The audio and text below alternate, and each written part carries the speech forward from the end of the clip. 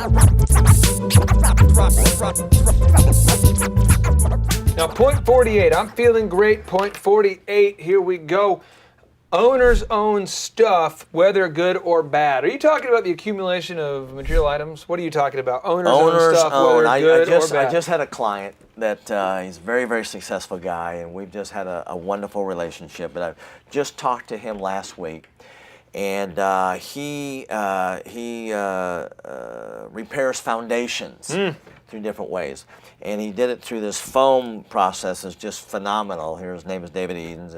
He's David Edens? David Edens, Edens Structural. How do you spell it? I want to get the people Edens, Edens as in the Garden of Eden, but more than one of them. Okay, so E-D-E-N-S. Yeah, Edens. Okay, so if you're online right now, just real quick though, we highly recommend you check out this guy's website. You can buy his stuff.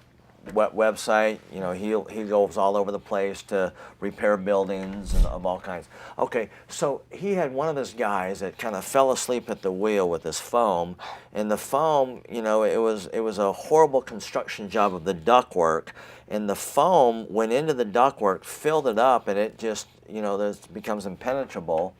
This guy is a highly influential attorney in town. Big mouth. If he likes you, everybody knows it. If he doesn't like you, everybody knows it.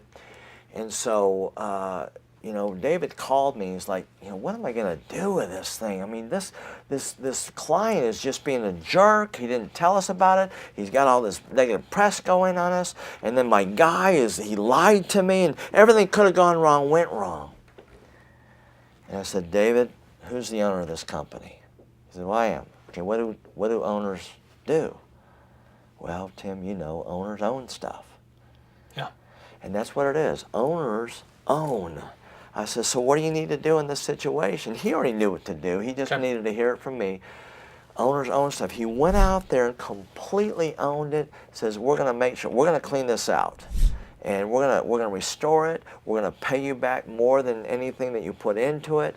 He went in there with that kind of attitude, and he's got this guy, this loudmouth attorney, which I know is kind of rare for an attorney to be loudmouth too at the same time, but this guy is eating out of his hand. Why? Because he owned it, even though it was a bad situation. Owners own thing, they don't blame, they own it, and it allowed him to move forward. And we all make mistakes.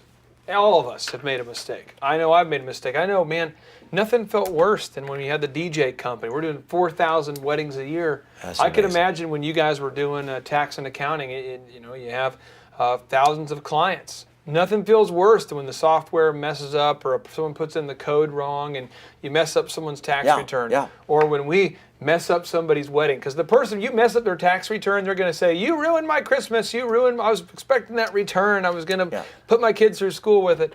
If you ruin someone's wedding, they say, oh my gosh, this is my wedding, my one wedding. You ruined my wedding. If it's ductwork, they say, it's my house. It's my one house. It's the most important thing. If you ruin a guy's vegetarian sushi.